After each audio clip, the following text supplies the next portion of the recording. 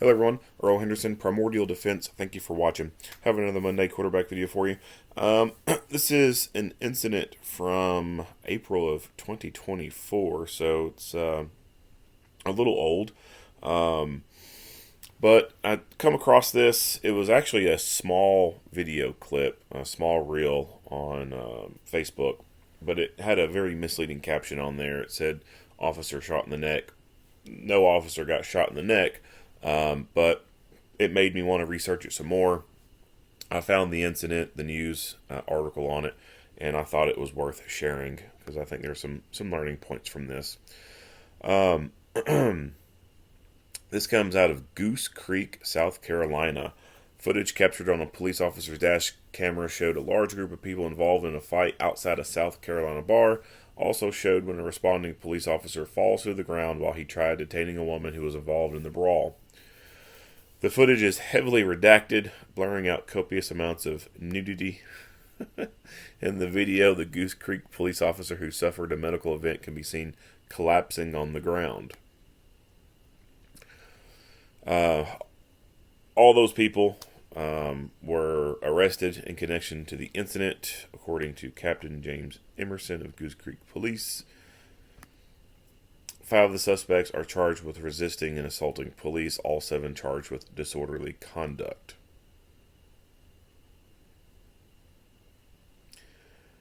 It occurred in front of the Two Keys Tavern on College Park Road at approximately 11:30 p.m. Saturday. Officer observed several females fighting at the front door and attempted to stop the altercation.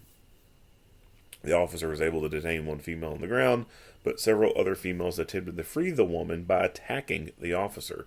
The officer was punched and kicked while he was on the ground. According to Goose Creek Police, the women then attempted to escape. The officer deployed his taser but suffered a medical emergency and collapsed. Additional officers arrived, and the officer who was attacked was treated at a local hospital before being released. The police released a update on the officer. After being treated at the hospital and receiving follow-up medical care today, it was determined that the medical condition that caused him to collapse was blood pressure related. Due to the fact that the officer was in a position on his knees for an extensive period of time and it restricted the blood flow to his lower extremities, this occurred at a time when his system was heightened with adrenaline due to the incident itself. When he jumped up suddenly and the blood flow was restored to the lower extremities, it caused his blood pressure to plummet, causing him to collapse. This is 100% consistent with what is seen on our dash camera. He was cleared to return to duty. Alright, so let's go back up and we're going to get into the video itself.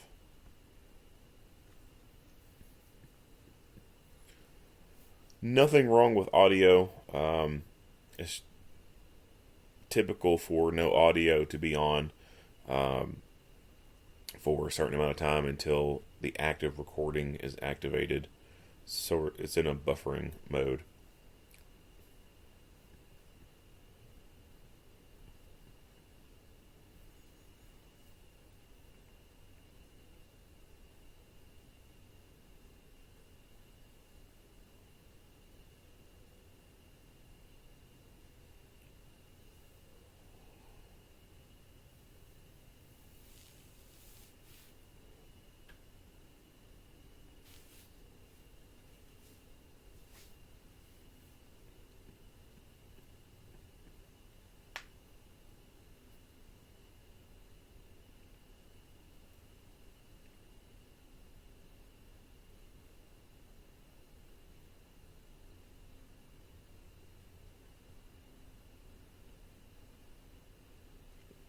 I don't think she had any clothing on. she is butt. She is butt ass naked.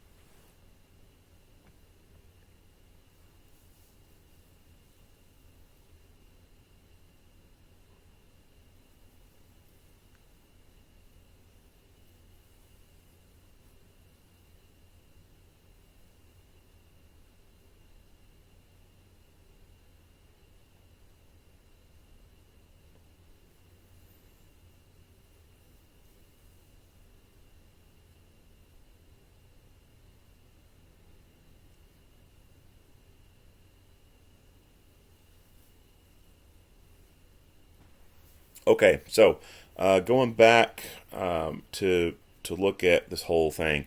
So this type of property here looks to be something of like a shopping center, a strip mall. So there's a pizza place, an e-cig place, Subway, just a multitude of different businesses, and this tavern place, this Two Keys Tavern, um, is down in here, located in the strip mall. So I forget what time they said it was that this incident occurred, but you know that some of these places just are not open. Um, no idea what the capacity for this Two Keys Tavern is, but I would say that a lot of these vehicles are probably here for that Two Keys Tavern. Um, Now, when it comes to these type of properties, um, you have multiple different owners. So you may have, and it depends too on how everything's set up. So you may have someone who just owns the property outright, just one entity, one person, and then everyone else is renting these little spots there. Or it could actually be set up to where um, portions of the building and then also portions of the property are owned by multiple different individuals. I've seen that before. So, like this Subway, like they could quite literally just own that section of the building, even though it's all connected. They could just own this one section of the building, and then a piece of the property extends out into the parking lot, and it's just a parcel of land. Um, I have no idea how that's set up on this one, but for all these other renters or property owners, when you have one entity that is attracting a lot of people and is taking up a lot of parking spaces, that can impact the parking for another business because they won't have any parking spaces to go to if so many people are going to this one place. Um, the other issue is bars and nightclub um, kind of attract crowds that don't really give a crap about cleanliness. They leave a bunch of trash everywhere, beer bottles, liquor bottles, empty packs of cigarettes, empty packs of Black and Milds. I mean, just all kinds of condoms. Can't tell you how many times, find condoms out in the parking lot. But leave all kinds of trash. And not just leaving trash, but they damage property. So if you have a parking lot that has like a little grass, little median or something like that, people will pull in and park on that grass and leave ruts. They could damage windows in the property, run into things. They just a lot of careless people go to bars and nightclubs. So it can be a headache for some of these other tenants here when you have a place like this operating. That can that can create a unique dynamic where you could have one of these companies hiring their own security to keep people off their property, their little lot of property, and also maybe contracting with a tow company to enforce that to keep people off their section of property. There's actually a place in my town that has kind of run into a similar situation like this. The buildings are not actually connected, they're just really close to each other. But the way the parking lot and the main roadway is designed is people, when they pull off the main road, off Campbell Lane through this intersection, they have to cross through a parking lot of a large building. It's an AT&T building and something else, I think, to get over to this restaurant. Cookout, I think is what it's called. And a lot of people hang out there at night, and then they use that parking lot at the AT&T place to park their cars and hang out. Well, they've caused such a problem, leaving trash, doing burnouts, all kinds of stupid crap, that they actually hired a security company slash tow truck company to enforce trespassing on that property. And it's caused kind of a stink with people. People didn't like it, but at the end of the day, if you got people leaving trash, causing a bunch of problems, you don't want that. And so, a few people ruin it for everyone, right? So, as far as I know, that's still being done. That tow company's still there. Anyone that parks in that parking lot overnight is getting towed, and it has had a negative, I would imagine, has had somewhat of a negative impact on that restaurant, because there's potentially less people coming there to hang out. So they, at one point, because of all these people coming there, there's a big hangout spot. Now here's the thing: just because there's a bunch of people hanging out doesn't mean they're actually making a whole bunch of business. Could just be people hanging out there and not even spending any money. But potentially, because of a bunch of people there, they still could have had an increased amount of sales during that time frame, and they could have been, benefiting from that. Well, they had to have known, obviously, right, that all those people were there for them. Who is attracted to go to a parking lot at an AT&T store and hang out, right? So I think obviously they should have took it upon themselves to maybe go out and do some cleaning at the end of the night, to be a good neighbor. Hey, we had a bunch of people coming out to hang out because of our place. They left some trash. We're going to clean that up, make the neighbors happy. If they would have done that, if they would have gone out and had their staff pick up trash, or hell, even pay someone to come do it, the people at the AT&T store who runs that property, they never would have known that all this crap was going on, or at least maybe not have noticed that it was going on. And they never would have hired that security company slash tow truck company to come in and block the place off. So this place right here, again, like I said, I have no idea how the property's set up. That same kind of stuff can be going on here. And what they're doing is they're putting themselves at risk of one of these tenants kind of doing the same thing, hiring a tow company, or contracting with a tow company, or contracting with a security company to enforce no trespass, when all they had to do was send their bar staff out to pick up trash and stuff like that. Now, look at all these people. All kinds of people. Like, what are they? Is this a line to get in? I don't think so. It's just people loitering and hanging out. If you're going to a bar and nightclub, why the hell are you hanging out outside? It's it's like it reminds me of the movie Night at the Roxbury, where the dudes can never get inside the club and they want to make their club look like the outside, because that's where they spent so much time, is hanging out outside the club trying to get in. There's no good reason for people to be hanging out in the parking lot at a bar and nightclub. Just no good reason at all. The safety and security plan for that establishment should include security going out, checking the parking lot, and going out front and making sure people are not hanging outside and loitering. There's no good reason for them to be hanging out there. You're coming to a bar. Okay, they don't serve drinks outside. The entertainment is not outside. It is inside. The customers need to be inside. That has been one of the biggest negatives for bars and nightclubs, is letting people congregate outside, and you don't have security outside monitoring them or controlling them.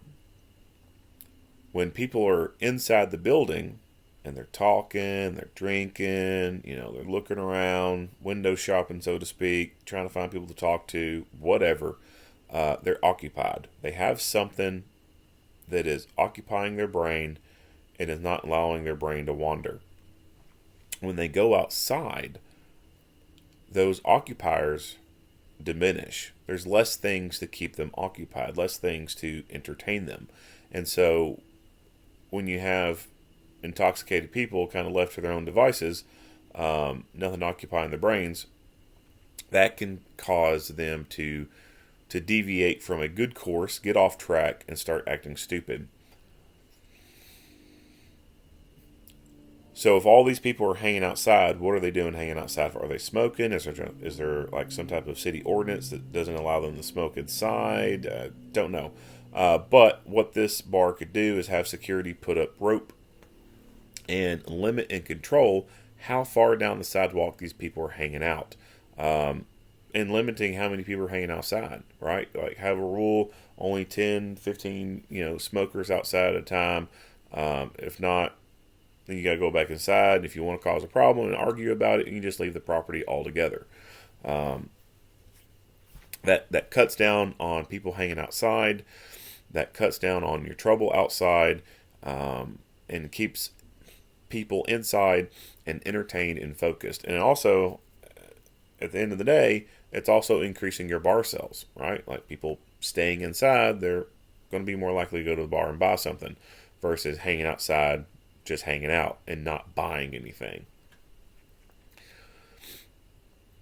The park, and another thing, what else could they be doing over here? Seen so many times people walk from the parking lot with a Solo cup or something else, or the 2 to 3 styrofoam cups stacked together. I don't know why that's a thing. Like, it's just a yeah. Anyway, walk from the parking lot with their drink and then stay outside and drink their drink. That does not need to be happening at all. And I can almost guarantee you that is most likely happening at this place. So again, they're walking from their car, they got a Solo cup or they got 2 styrofoam cups stacked together and they're drinking their drink. They're not spending money inside that bar. The bar is losing money at this point. They're not making a profit off these people who are already drinking. And these people who are drinking, they're not controlling themselves, right? So they are over serving themselves. And then that leads to over intoxication. So it's a safety issue whenever you allow drinking out in the parking lot or drinking even out on the sidewalk on a property like this. So security needs to be on top of that, telling people they can't be drinking. Now the argument that could come into play is, well, this whole parking lot's not yours. This is, I'm standing in front of Ultra Tan or Solar Nail. This ain't your place. Okay, but you're not here for Solar Nail. You're not here for Ultra Tan. You're here for the tavern. If you want to be a dick about it, then you're just not going to come inside this fucking tavern at all. You can kick rocks and go to fuck on somewhere else. And when they want to continue to press the issue, call local PD. Have them removed from the property. Have them, ultimately, if they're that much of a problem, if they're that much of a behavioral issue, just completely ban them from the property altogether. Now, with that being said, that is where you have some talks with your neighbors, right? Talk to, Solar Nail and Ultra Tan and say, hey, we have people who could be hanging out in front of your place, leaving trash, maybe breaking windows. We can help you keep people off of that. We just need your permission to tell people they can't be there, and if they don't want to move, get your permission to call police on them and have them taken off your property. I've done this before for a place.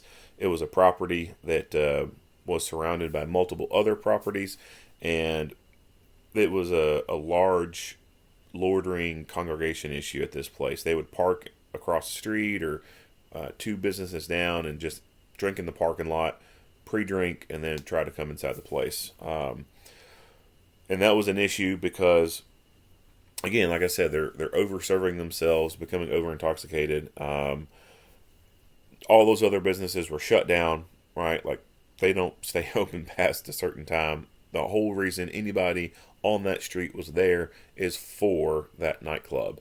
And so I spoke with all the businesses, told them, what was going on, that there's people hanging out on their property at night, and got their permission to be able to tell people to kick rocks. Like, you're not going to hang out here. You're either going to go inside this bar or you're just going to leave. And that cut down drastically. I mean, it eliminated it basically. All the loitering outside and hanging outside on the different properties, and people drinking, from large bottles of liquor and getting just completely stupid, and increased bar sales at that point because now they have to go inside and buy their alcohol. So it's a two-pronged thing. It's the first and foremost is the safety aspect of it. You are making the place safer when you hit the outside. The outside is as important as your entry control and your interior patrol. The outside, controlling that outside can really dictate how well the inside is going from the safety standpoint and from the sales standpoint as well. So, wasn't really pleased to see all these people hanging out here outside. Now, he observed apparently this fight going on. I would imagine that, I guess he was just in the area doing a drive-through and decided to check the place out and noticed a large commotion. Now, his first option is to pull a taser, and I just don't think that was the best move right there. If he has a taser with, say he just has the X26, one-shot capability. All right, we got one. Well, there were seven girls, right? So I guess he's gonna have to pick which one he wants to tase the most, and tase them because that's all he's getting, and hope that first cartridge he fires actually achieves an MI. If he has an X2, okay, he can shoot two people with his taser. I guess he needs to pick the two that he wants to tase the most. You got a taser 10. You can, target more than two people, but again, you're just not going to be able to effectively control that many people with just a taser device. When it comes to a crowd like this, the best thing, in my opinion, is pepper spray. I've in this kind of similar scenario. We just got a whole bunch of girls. We had a bar many years ago called Good Times, and it was a big girl fight, big girl brawl that spilled out from the parking lot of that business out into the middle of the roadway, the 31W bypass, and I don't know how many girls were out there, but it was a bunch of them, and they had one girl on the ground, and there had to be like 5 or 6 of them just stomping the shit out of her. I mean, they were just stomping her, and you go up there and you grab one, you pull them off, and set them to the side, and you go back to grab another. Well, hell, the first one you grabbed is back in the dog pile, just beating the shit out of that poor little girl. So, I just hosed them all down. I emptied the entire can of pepper spray on every single one of them, even including the victim. Unfortunately, right? Like, it wasn't intended to spray the victim, but she just got hosed down with everyone else, and of course, immediate dispersal at that point. No way for knowing for sure, but I'd say probably save that poor little girl from some serious physical injury from being, stomped and beat on like that. But that was the only effective way to control that scenario. That was the only way to save that girl's life or to protect that girl was just open up on spray, just empty the can on them. And when it comes to large crowds of people, pepper spray is an effective tool. You can hit multiple people with it. You can decrease their fighting ability and their will. So you can cause some degree of physical incapacitation, and you can cause a lot of mental incapacitation. When that pepper spray gets in your eyes and your face, and you feel like your eyes are on fire, your face is on fire, and you start having all the mucus and stuff coming out your nose, and you having this sensation of difficulty breathing, that demotivates a lot of people. They no longer want to play stupid games anymore. They don't want the smoke anymore. From the physical standpoint, it causes involuntary eye closure. Your eyes slam shut, right? You can't see, you can't fight very well. Even if they are able to start opening their eyes, it's very blurry. A lot of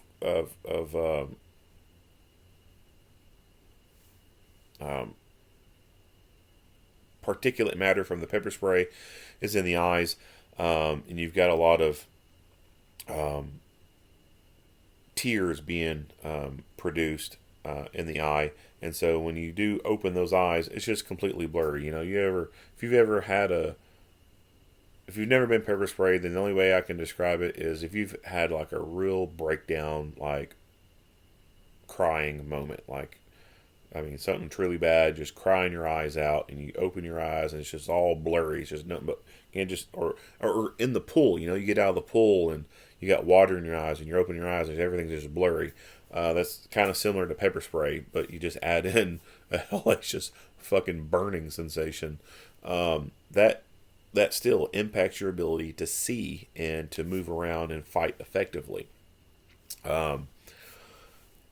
It causes a sensation of difficulty breathing. It aggravates the alveoli in your lungs, causes a lot of mucus production. You got snot just hanging out your nose, and you're just coughing a whole lot. It screws you up. It really does. So pepper spray is a wonderful tool to use in a scenario like this. If you work nights and you work in an area that has bars and nightclubs, I think it's a good idea to keep a larger can on hand to be able to grab and take to it. Whether that be you keep let's say you have on your belt just a MK3, you can keep in your door cubby or up in your front seat area, you can keep a larger MK4, or even go to the big boy and have something like an MK9, the riot can. Those, I think, are good ideas for anyone working nights that could be going to a bar area. That way, when you get out, you grab a can that has some more juice in it, and you can spray more people with it. Security, obviously, same thing. You work in security at the bar, pepper spray is a good option. Now, depending on what you're using, it may not be the best option to spray inside the place, but certainly for outside, for when fights happen, it's a fight stopper. I mean, it doesn't, let me put a disclaimer, it does not stop everyone, right? There's some people it just doesn't majorly affect. They can fight through that pain. But for the most part, a lot of people, it just takes the fight out of them. They are no longer interested in fucking around because their face feels like it's on fire and they can't see, and it's hard. It feels like it's hard to breathe. So he pulling that taser out was completely ineffective. Now, the only thing that may have been going on or could have gone on is gaining red dot compliance. Now, you do see him later when he's on the ground, he's pointing at people. That does kind of seem to keep a couple people kind of back, but as you notice, people come up to him and start pulling, and it's obviously not scaring them, right? Because he has not discharged that taser. So it's kind of like with a kid, you threaten to spank, you threaten to spank, you threaten to spank, but you never spank. Eventually, they're going to find out you're not about it, you're not spanking. So those threats become empty threats, and they just do whatever they want. Same with the taser. You point it at someone and you repeatedly command, get back, I'm going to tase you, and you say that over and over and over, and you never do it, well, they're going to go for it, right? Because they don't believe you. They're not scared of you because you have not done the thing. So taser, ineffective tool, not the tool that needed to be brought out. He should have brought some pepper spray out and just start hosing them in the face. So he singles one person out, decides that he wants to take control of that one person. Meanwhile, the fight continues.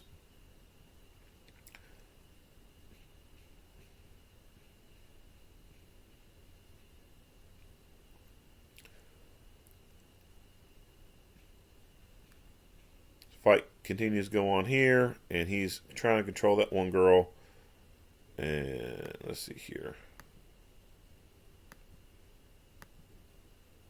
All right, so I thought that this one girl was just butt naked, but she has a brown dress on, so it kind of blends in with her skin. But she did look completely butt naked.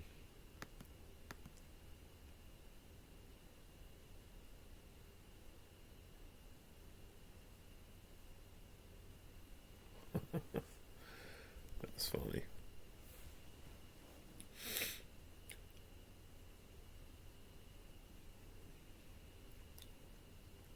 I wish they would have had a better video editing program instead of putting like large boxes, being able to cover just the boobs.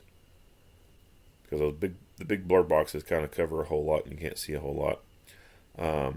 But this right here, so they start dragging one girl off. I mean, he has the opportunity to fire that taser. He may only get one shot, but he's gonna get two at that point, right? Like he's holding on to one, he pops one of them's gonna go down. But the best thing that he could have done at this point was pull his pepper spray out and just start spraying them down. He can hit multiple of them, and they're going to be impacted by it, and it's going to be safer for him.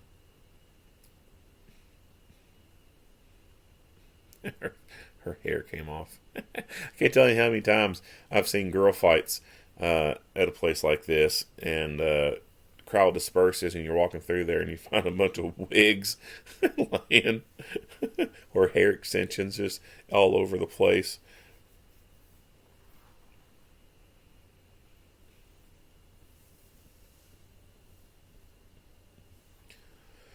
And of course, all these people standing around, hanging out. We do see security come out later to help this guy after he's down.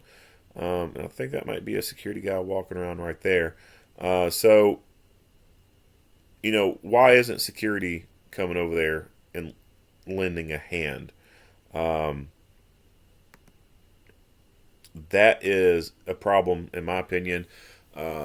If you want to have a good relationship with your local PD, your security needs to be having a good relationship with the officers who work that area. You scratch their back, they're going to scratch your back, right? Like if you never help them out with stuff, you never not cooperating with them, building that rapport. When it comes to an underage person being caught, they may decide, we'll go ahead and give you a citation because you've just been a dick the whole time. I don't give a shit about you. Whereas, if security's helping out the PD when they come there, being helpful, officers may be like, hey, you know what? Underage happens. We're not going to give you a citation on this one. We'll just, take them and be done with it. Other examples could be given on how to, scratch your back, get your back scratched, whatever. But it's always good to have that good rapport. So long term, something like this goes on, officer gets hurt, like no one helps him, this place is just a problematic place. The police can set their eyes and sink their teeth in one place and start impacting business. They can come through there, start rounding people up, start doing traffic stops, doing Terry stops out there, just start arresting people, making a large police presence known, and that can start to impact the crowd that is coming there because they start noticing all this police activity, and they may be worried that something may be happening to them, and so they may stop coming there or go somewhere else, and so that can be a consequence of not having a good relationship with the local police. Is they say they may target you.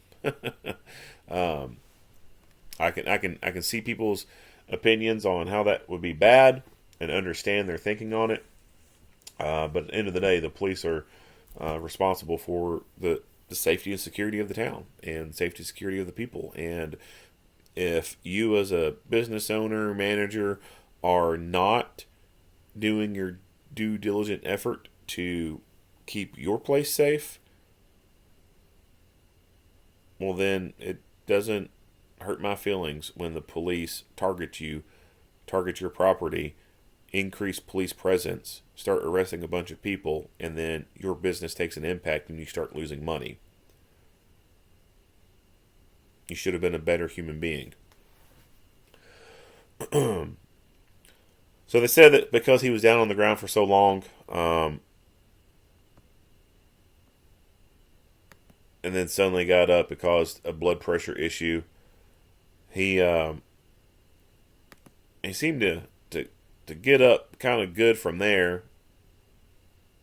You see him kind of walking off funny when you replay it multiple times. So he gets up, he's got that kind of wobble, forward motion, just not very steady on his feet, and then he hits the fire curb there, and then finally just goes down.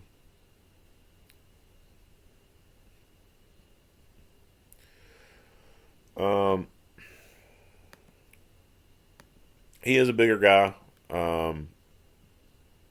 Playing around on the ground can be harder for bigger guys. You just get winded a little bit more. You've got all that weight to deal, and plus all the weight of the gear. It can be taxing. So I think maybe some of the physical fitness could have played a role in some of this, and it happens. I'm a bigger guy myself, and it can impact your stamina and everything on prolonging a fight.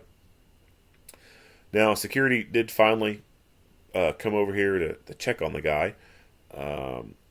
He should have come out there a lot sooner, in my opinion.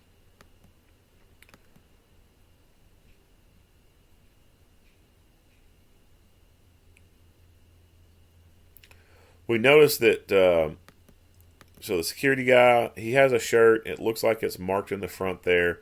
It's just got regular shoes on. I think his shirt's untucked. He doesn't have a belt on or anything. Don't know if the hat says security or not. What's this say?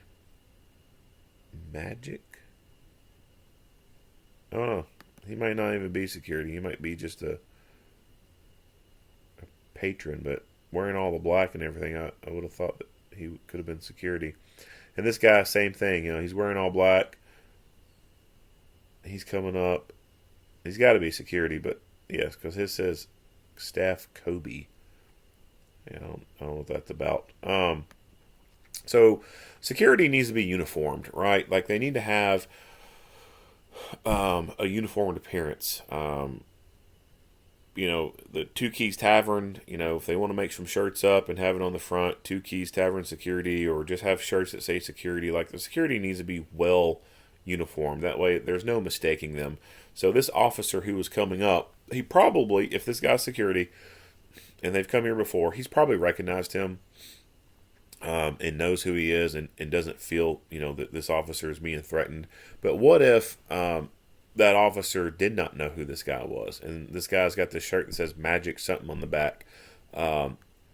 He could have incorrectly assumed that this guy was the threat, and this is the reason why the officer's down. And he could have used force against this guy. He could have come up there and done a leg sweep and take him down the ground. Could have popped him with a taser, just grabbed him, slammed him, whatever. And that's the risk you run when you're not wearing uniform attire. And I'm not saying like you have to have the uniform polyester pants and shirt with the pockets and badge, and I'm not saying that. It can be a simple polo shirt that has the company logo on there and it says security on it. The back says security, or put security on the sleeves, embroider those.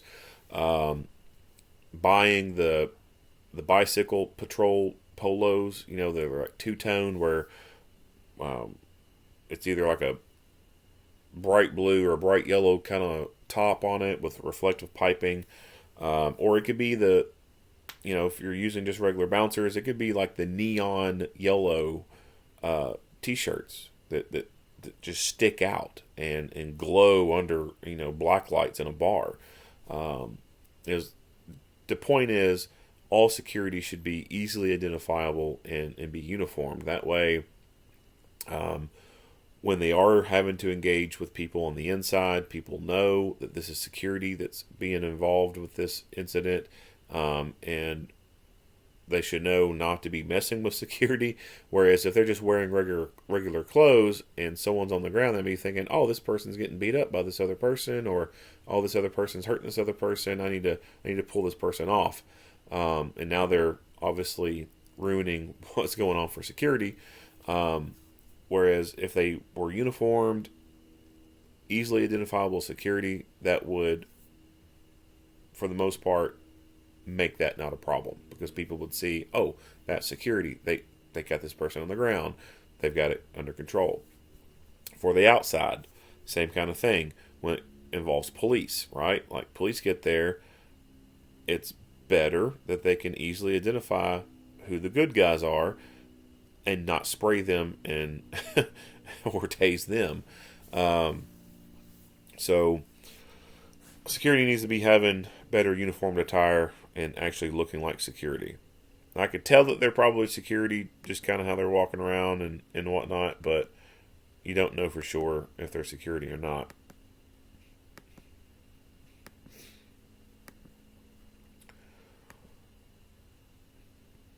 For a little while, it's just this guy here, and then the cavalry shows up, and you start seeing more officers arrive. They start wanting to push the crowd back, make this protective barrier, and then you see him. He comes up to this guy, he tells him to move. The guy doesn't move. He just sits there. And then this officer just walks away, like, oh, I guess he's not moving. I guess I'll go somewhere else. Like, no. Like, why? Why are you telling someone to move, giving them a lawful command? They're ignoring it, and then you walk away. That's malfeasance. Like, no, you don't do that. You tell someone to move, and they don't move. You make them move. This is now your crime scene. You can establish what your crime scene is. People don't want to move out of it. Guess what? They can go to jail. That should not have happened. Should not have happened at all. And unfortunately, I've seen that more and more with police today. Some of them are afraid to do anything. They really are. They're afraid to do their jobs. Some of them, I don't know, man. It's a sad state. What our policing industry is in. I mean, on one side you've got the war on police started by Obama, everything being questioned about them, and hindering their ability to fight crime. And then you've got, whenever they do get hired, they're just not the right people. Not the right people at all. And some of this goes to agencies' hiring standards and and practices, and they want to hire the little squeaky clean Boy Scouts, or they want to do their DEI hires versus merit, and they've got a bunch of poodles working. You know, you can't take a poodle and put it in a junkyard and expect that poodle to perform junkyard dog duties, right? It's just not going to happen. You need a bigger dog for junkyard dog duties. And I just see so many agencies hiring a bunch of poodles.